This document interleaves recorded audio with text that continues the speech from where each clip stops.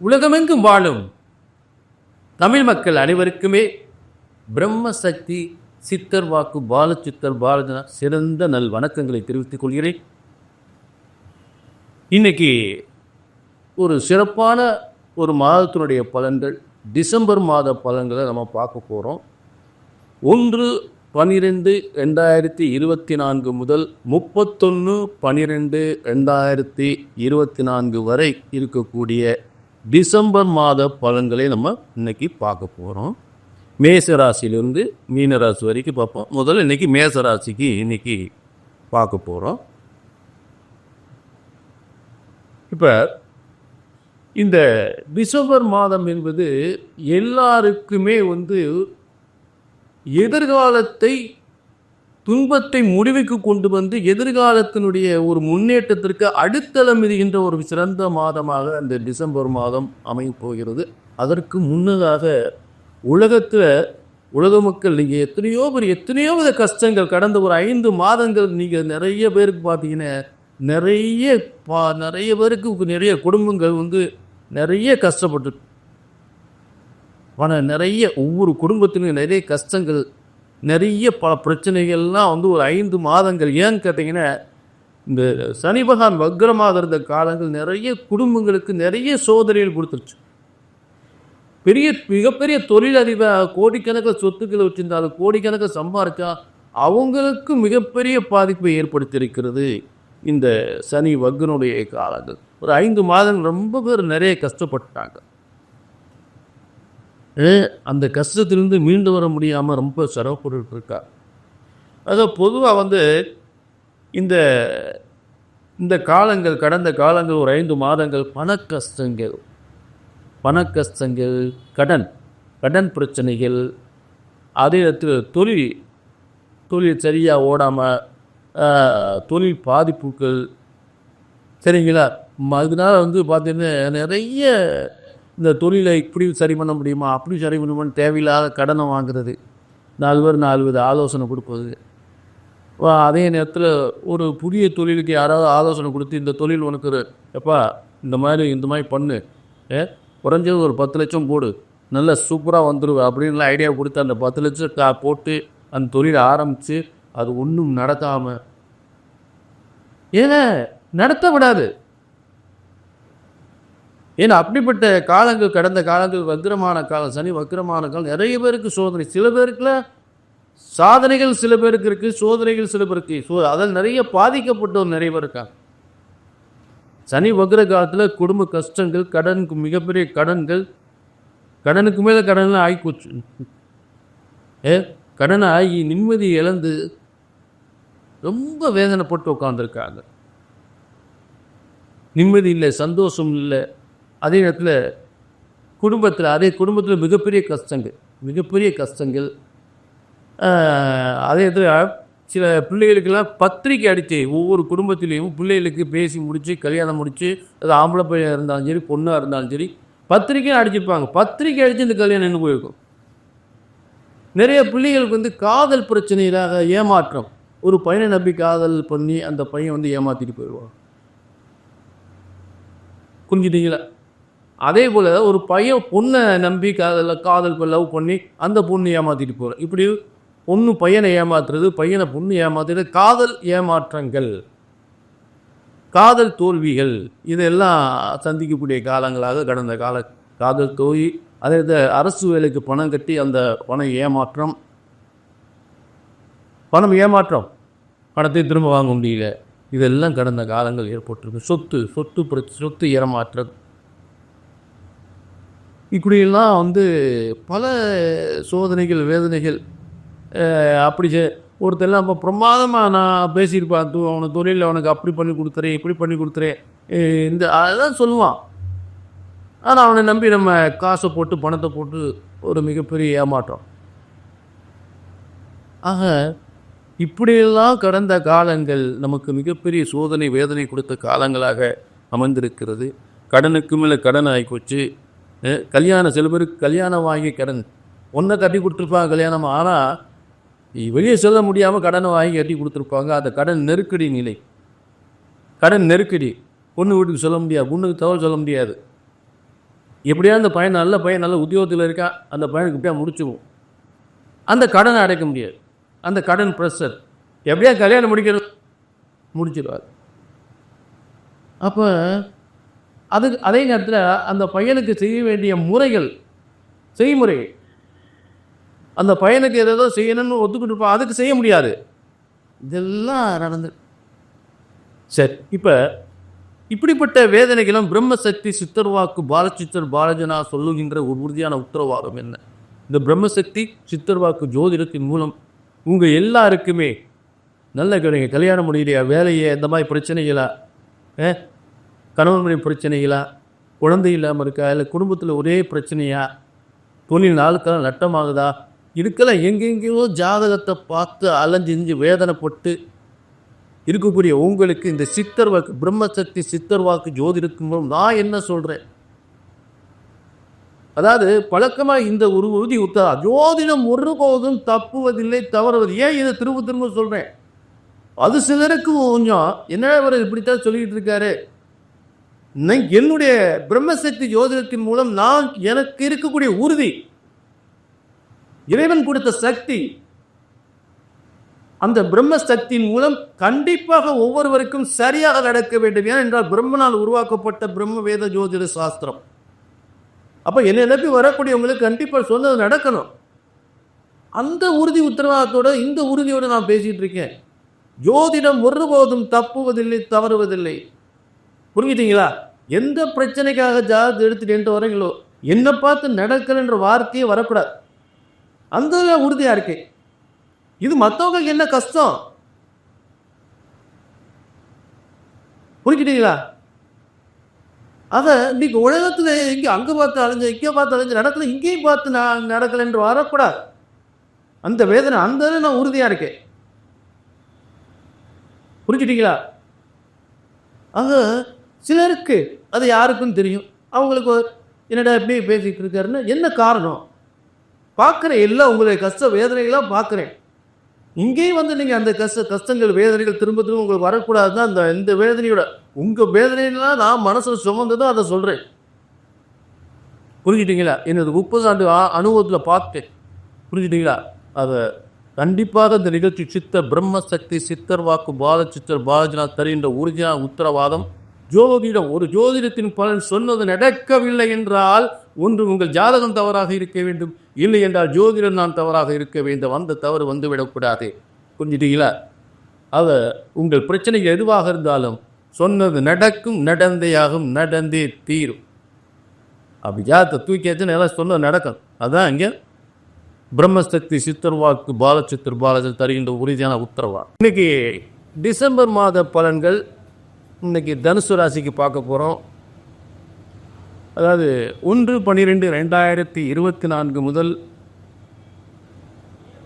31/12/2024 வரை. அதே நேரம் இதற்குரிய தமிழ் மாதம் கார்த்திகை 16 முதல் மார்கழி 16 வரை இருக்கக்கூடிய 31 நாட்களினுடைய சிறந்த யோக பலன்களை பார்க்க போகிறோம். முதல்ல இந்த டிசம்பர் மாதம் ஆரம்பிக்கும் போதே கார்த்திகை மாதத்தில் ஆரம்பிக்குது.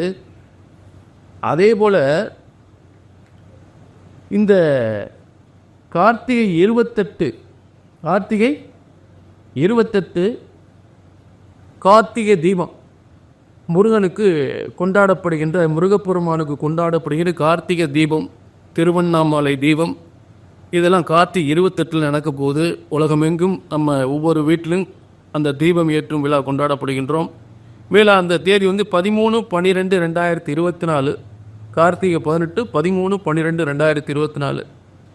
ஆக வேலுண்டு வினையில்லை, மயிலுண்டு பயமில்லை, முருகனுண்டு எல்லா விதமான பிரச்சனையும், முருகன் அருள் உண்டு. எல்லா குடும்பத்திற்கும் எல்லா வித பிரச்சனையும் தீர்ப்பதற்கு முருகன் அருள் உண்டு. எல்லாரும் கார்த்திகை தீபத்தை சிறப்பான முறையில் அந்த முருகனை வழிபட்டு கொண்டாடுங்கள். கண்டிப்பாக உங்கள் உள்ளத்தில் ஏற்பட்ட அத்தனை பிரச்சனைகளும் தீரும். ஏன்னா முருகனுடைய சக்தி தமிழ்நாட்டில் ரொம்ப வலிமை வாய்ந்தது. ஆக அதுவையத்தான் தமிழ் கடவுள் என்று அவருக்கு பெயர். தமிழ்நாட்டை பொறுத்தளவு முருகக்கடவுள், தமிழ் கடவுள் என்று முருகக்கடவுள். ஆக அதனால தான் அந்த உலகத்தில் இருக்கக்கூடிய எந்த உலகத்தில் இருந்தாலும், எந்த ஊரில் இருந்தாலும், எந்த நாட்டில் இருந்தாலும் முருகப்பெருமானை நீங்கள் வழிபடும் பொழுது நிச்சயமாக உங்கள் வாழ்க்கையில் சிறந்த யோகங்கள் ஏற்படும். அதில் சந்தேகமே இல்லை. இப்போ இந்த டிசம்பர் மாதத்தில் தனுசு ராசியினுடைய கிரக அமைப்புகள் பார்த்தீங்கன்னா, வழக்கம் போல் குரு 6ஆம் இடத்திலும் 3ஆம் இடத்தில் சனி, அதாவது அதே நேரம் இந்த ராகு கேதுகள் வழக்கம் போல் இருக்கக்கூடிய இடங்கள். தனுசு ராசிக்கு 4ஆம் இடத்திலையும் 10ஆம் இடத்திலையும் கேது, 4ஆம் இடத்தில் ராகு, 10ஆம் இடத்தில் கேது. இது வழக்கமாக இருக்கக்கூடிய கிரகம். இப்போ இந்த டிசம்பர் மாதம் என்ன கிரக மாற்றங்கள் அப்படின்னு பார்த்தோம்னா, இப்போ தனுசு ராசிக்கு 5ஆம் அதிபதி அதாவது பார்த்தீங்கன்னா பூர்வ புண்ணிய ஸ்தானாதிபதி 8ஆம் இடத்தில், கடகராசியில் 8ஆம் இடத்தில் இருக்கக்கூடிய ஒரு மாற்றம். மேலும் தனுசு ராசிக்கு பாக்கியாதிபதி என்று சொல்லக்கூடிய சூரியனும் 10ஆம் அதிபதியும் சேர்ந்து 12ஆம் இடத்தில் இருக்கக்கூடியது. அப்போ இந்த பாக்கியாதிபதி 9ஆம் அதிபதி தான் பாக்கியாதிபதி என்று சொல்லக்கூடிய செல்வங்களையும் தொழில் வளத்தையும் நல்ல ஒரு முன்னேற்றத்தையும் நல்ல மிகப்பெரிய யோகத்தை ஏற்படுத்தக்கூடிய, அதாவது செல்வ யோகத்தையும் சொத்து யோகத்தையும் பூர்வீக யோகத்தையும் தந்தையால் ஏற்படுகின்ற அத்தனை யோகத்தையும் அரசாங்கத்தினோட உயர் பதவியில் பெறக்கூடிய அந்த யோகத்தையும் தரக்கூடிய இந்த சூரியனாகப்பட்டவன் லாபாதி, அதாவது உங்களுக்கு 10ஆம் அதிபதியோடு சேர்ந்து 9ஆம் அதிபதி 10ஆம் அதிபதியோடு சேர்ந்து 12ஆம் இடத்தில் செவ்வாய் வீட்டில் இருக்கும் பொழுதும், அப்போ அந்த செவ்வாயை யார் பார்க்குறா, எப்படி பலன் பார்க்குறதுன்னு, ஒரு இடத்துல ஒரு கிரகம் உட்காருன்னா அந்த வீட்டுக்குரியவன் எங்கே இருக்கிறாரு அப்படின்னு பார்த்தோம்னா, இந்த 12ஆம் அதிபதி 8ஆம் இடத்தில் இருந்தால் இதுக்கு பேர் விபரீத ராஜயோகம். அப்போ இந்த விபரீத ராஜயோகத்தை யார் பார்க்க, சுக்கிரன் பார்க்குறாரு. தனுசு ராசிலேருந்து 2ஆம் இடத்துல அந்த தனுசு ராசி லாபாதிபதி பார்க்குறார். அப்போ இதன் மூலம் என்ன தெரிகிறது அப்படின்னு பார்த்தோம்னா, 9, 10 தர்ம கர்மாதிபதி யோகத்தில், தர்ம கர்மாதிபதி யோகத்தில் ஒரு நல்ல பதவி, ஒரு பயணம், அதாவது ஒரு உள்நாட்டில் இருக்கிறவங்களுக்கு நல்ல பதவி கிடைக்கலாம், உள்நாட்டில் அரசாங்க வேலையில் இருக்கிறவங்களுக்கு ஒரு பதவி கிடைக்கும். ஆனால் டிரான்ஸ்ஃபர், உள்நாட்டில் இருக்கிறவங்களுக்கு நல்ல பதவி கிடைச்சி நல்ல சம்பளம், அதிகமான சம்பளம், நல்ல மனநிறைவான சம்பளத்தோடு கொஞ்சம் தூரம் தள்ளி போகும். வெளிநாட்டில் இருக்கிறவனுக்கு நல்ல ஒரு மிகப்பெரிய பதவி கிடைக்கும். இதுதான் ஒரு புதிய பதவி, பெருமை வாய்ந்த பதவியாக இருக்குது, அதில் சந்தேகமே இல்லை. பேரும் புகழும் தருகின்ற ஒரு அரசு பதவி நிச்சயமாக தனுசு ராசிக்கு கிடைக்கக்கூடிய நிலை இருக்குது. தலைமை வகிக்கக்கூடிய பதவியாக, சாதாரண பதவி கிடையாது, ஒரு தலைமை வகிக்கக்கூடிய பதவியாக இருக்கும். அதுவும் ஐஏஎஸ்ஸாக இருக்கலாம், ஐபிஎஸ்ஸாக இருக்கலாம். அது டாக்டர் படிச்சிருந்தாங்கன்னா அவங்களுக்கு டாக்டர் தொழிலில் மிகப்பெரிய ஒரு டீன் சொல்கிறாங்க. அதே நேரத்தில் டைரக்டர், டீன், இந்த மாதிரி பதவியெல்லாம் கிடைக்கிறதுக்கு வாய்ப்பு உண்டு. டாக்டர் தொழிலில் இருக்கிறவங்களுக்கு டீன் போஸ்ட்டு கிடைக்கும். புரிஞ்சிட்டிங்களா? ஏன்னா குரு பார்வை, தலைமை, அதாவது நிர்வாக தலைமை இருக்கக்கூடிய குரு பார்வை, ஆணையிடும் அதிகாரம் அதாவது குரு 1-4 பொதுமக்கள் சம்பந்தப்பட்டவர். பொதுமக்களுக்கு என்ன பிரச்சனைகளோ என்ன நோயோ அது தீர்க்கக்கூடிய அளவில் இருக்கக்கூடிய ரணம் ரோகம் துன்பம் என்று சொல்லக்கூடிய, அதாவது பொதுமக்களுக்கு ஏற்பட்ட துன்பத்தை சரி செய்யக்கூடிய இடத்துல அங்கே குரு உட்கார்ந்துருக்கார். அப்போ இந்த டாக்டர் துறையில் இருக்கிறவங்களுக்கு ஒரு புதிய பதவி கிடைக்க போகுது, அதில் மாற்றமே இல்லை. புரிஞ்சுட்டீங்களா? அது மேலும் இந்த தனுசு ராசிக்கு லாபாதிபதியும் 6ஆம் அதிபதியும் 6-11 சத்ரு எதிரிகளை வெல்லக்கூடிய, அதே ரணம் ரோகம் துன்பத்தை வெல்லக்கூடிய மிகப்பெரிய ஒரு ஆணையிடம் அதிகாரம் சம்பந்தப்பட்ட ஒரு உத்தியோகத்தை பெறக்கூடிய நிலையில் சுக்கிரனும் இருக்கிறார். ஆக இதெல்லாம் சுற்றி பார்க்கும்போது நிச்சயமாக ஏதோ ஒரு வகையில் அவங்களுக்கு நான் மிகப்பெரிய பதவியோ வேலை வாய்ப்போ இதெல்லாம் சிறந்து விளங்கக்கூடிய நிலை இருக்கும். வியாபாரத்துறையில் இருக்கிறவங்களுக்கு நல்ல வியாபார வருமானம், வெளிநாட்டு தொழில்கள், சரிங்களா? அதற்கு கணவன் மனைவி சேர்ந்து வெளிநாட்டுக்கு போகிறது, இப்படிலாம் ஒரு யோகங்கள் நிச்சயமாக உண்டு. ஏன்னா பயணத்துக்குரியவன் தனசாரத்தில் இருக்கும்போது கொஞ்சம் பயணப்பட்டு வருமானத்தை பெருக்கக்கூடியது. கணவன் மனைவி 2 பேரும் சேர்ந்து வெளிநாட்டுக்கு போகலாம், அப்படிலாம் ஒரு கிரகம். ஏன்னா 7ஆம் இடத்துல உங்களுக்கு 7ஆம் அதிபதி 12ஆம் இடத்துல இருக்கிறாரு. உங்களுக்கு 7ஆம் அதிபதி 7-10 12ஆம் இடத்துல கணவன் மனைவி சேர்ந்து 2 பேர் வெளிநாட்டுக்கு போகலாம், அப்படிலாம் ஒரு யோகம் இருக்குது. அதாவது ரொம்ப நாள் அவர் மட்டும் உத்தியோகம் பார்த்துருப்பார், போய் வெளிநாட்டு போய் அவர் மட்டும் வேலையில் இருப்பார். மனைவிக்கு வந்து விசா கிடைக்காது, எதுவும் கிடைக்காது. இப்போ பொண்டாட்டியை கூட்டிகிட்டு போகணுமே, வீட்டில் மனைவியை கூட்டிகிட்டு போகணுமே, இப்போ பிள்ளைகளையும் கூட்டிகிட்டு போகணுமே, ரொம்ப நாள் ஒரு பிளான். அதெல்லாம் வந்து மிகப்பெரிய வெற்றி அடையும். அதான் 2025 வந்து உங்களுக்கு என்னென்ன கனவுகள் இருக்கோ அந்த கனவுகள்லாம் மிகப்பெரிய வெற்றி அடையக்கூடிய நிலையில் தான் இந்த டிசம்பர் மாதம் அமையப்போகிறது. புரிஞ்சுட்டிங்களா? ஆக இதுதான் டிசம்பர் மாதத்தோட முக்கியத்துவம் வாய்ந்த ஒரு விஷயம். சரிங்களா? ஆக எல்லாமே சிறப்பாக இருக்குது. அதாவது 2025 கனவுலாம் நனவாகக்கூடிய, அதெல்லாம் எல்லாமே வெற்றி பெறக்கூடிய அளவுக்கு இந்த டிசம்பர் மாதம் உங்களுக்கு ஒரு அடித்தளம், வெற்றியின் அடித்தளம் இடுகின்ற மாதமாக உறுதியாக அமையும். அதில் வந்து மாற்றமே கிடையாது. சரி, இப்போ வந்து உங்களுடைய பிரச்சனைகள் எதுவாக இருந்தால் நிச்சயமாக இங்கே கீழே ஒரு நம்பருக்கு ஒரு அப்பாயின்மெண்ட் வாங்கிக்கலாம். என்னங்க எங்கெங்க ஜாதகத்தை பார்க்குறது பாருங்கள். பையனுக்கு வந்து பார்த்தீங்கன்னா ஒரு 25 வயசுலேருந்து பொண்ணு பார்க்க ஆரம்பித்தோம், இன்றைக்கி வரைக்கும் கல்யாணம் முடியலை. பொண்ணு கல்யாணம் முடிஞ்சு ஒரே பிரச்சனையாக இருக்குது. கணவன் மனைவிக்குள்ள ஒரே பிரச்சனை. அது என்றைக்கு சரியாகும்? இப்போ சரி, நாங்களும் இந்த அவரை பார்த்தா இவரை பார்த்தா இல்லை இப்போ ஒரு சரியாயிருங்க அப்போ சரியாயிருங்கன்னு தான் சொல்கிறாங்களே தவிர, இதுக்காக கோயில் பரிகாரங்கள் நிவர்த்திகள் இதெல்லாம் பண்ணி பார்த்தாலுமே எங்களுக்கு திருப்தியாக ஒன்றும் இல்லை. மனவேதனைகள்லாம் திரும்ப திரும்ப இருக்குது. இப்போ இதுக்கு என்ன தான் பண்ணுறதுன்னு தெரியல.